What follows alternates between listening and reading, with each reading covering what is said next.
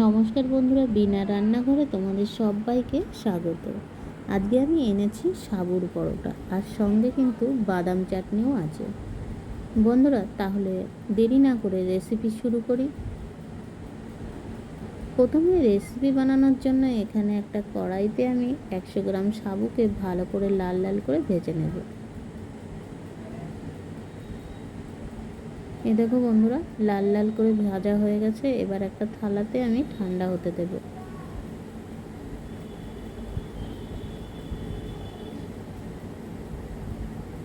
ঠান্ডা হয়ে গেলে এগুলো মিক্সিং জারের মধ্যে আমি ভালো করে একদম মিহি পেস্ট করে নেব।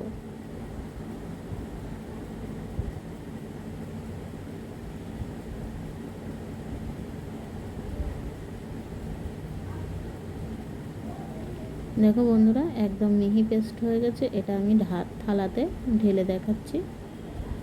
এই দেখো, এবার আমি যেটা করব, দেখো এখানে কিন্তু আলুটা সিদ্ধ আমি ভাতের মধ্যে দিয়েই করে রেখেছিলাম। আমার আলাদা করে আর সিদ্ধ করতে হলো না। এবার আমি আলু থেকে ভালো করে খোসা ছাড়িয়ে নিচ্ছি।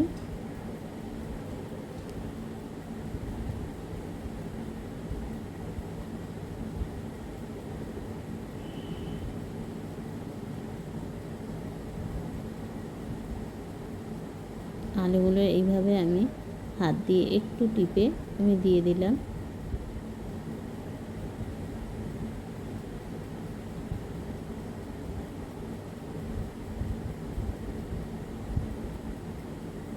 দিয়ে দিচ্ছি এখানে লঙ্কা গুঁড়ো, মরিচ গুঁড়ো, আর পরিমাণ মতো লবণ, আর ধনেপাতা কুচি দিয়ে দিচ্ছি। আর এখানে দেব কয়েকটা কাঁচা লঙ্কা কুচি। এবার ভালো করে সমস্ত উপকরণ সামান্য জল দিয়ে কিন্তু আমি আলুর সাথে মেখে নেব। বন্ধুরা, এখানে কিন্তু জলটা আমার দেখানো হয়নি, তোমরা কিন্তু একটু জল দিয়ে একটু এটা মেখে নেবে। আর 15 মিনিট ঢাকা দিয়ে রাখছি। 15 মিনিট পরে ফিরে আসলাম। দেখো অনেকটা সফট হয়ে গেছে। এবার এর থেকে কয়েকটা লেচি আমি কেটে নিচ্ছি। কেটে নেওয়ার পরে চাকি বেলন দিয়ে দেখো একটু তেল ব্রাশ করে আমি বেলে নেব। বন্ধুরা, এটা কিন্তু আমি প্রথম করছি, একটু অসুবিধা হচ্ছে।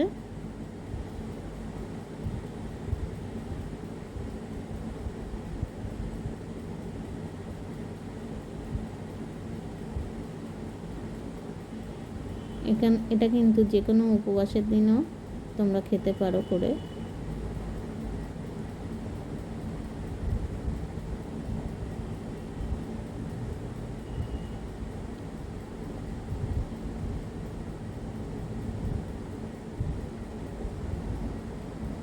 দেখো এইভাবে সমস্ত লেচিগুলো আমি বেলে নেব।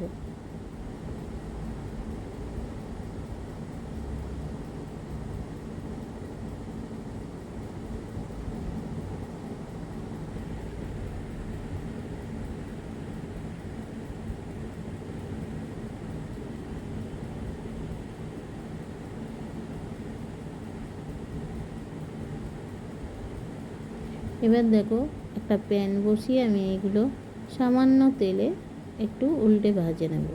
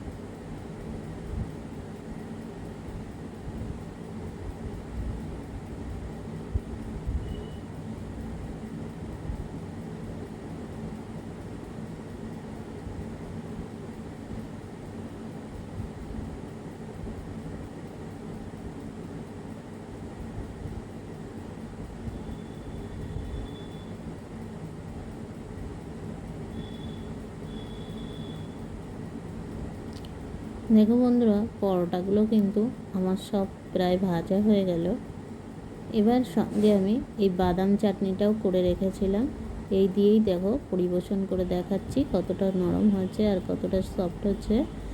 আর বন্ধুরা, তোমরা যারা নতুন বন্ধু আছো তারা প্লিজ একটু সাবস্ক্রাইব করো, আর পুরনো বন্ধুদের তো বলারই নেই।